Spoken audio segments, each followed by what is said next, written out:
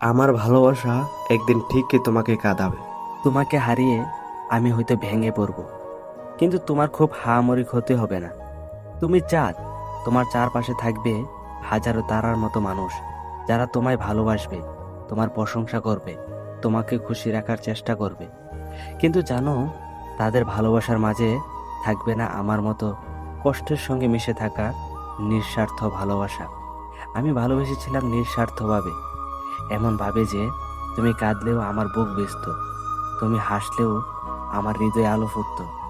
আমি ছিলাম সেই মানুষ যে নিজের যন্ত্রণায় ভেতর থেকে তোমার জন্য শান্তি খুঁজে আনতাম।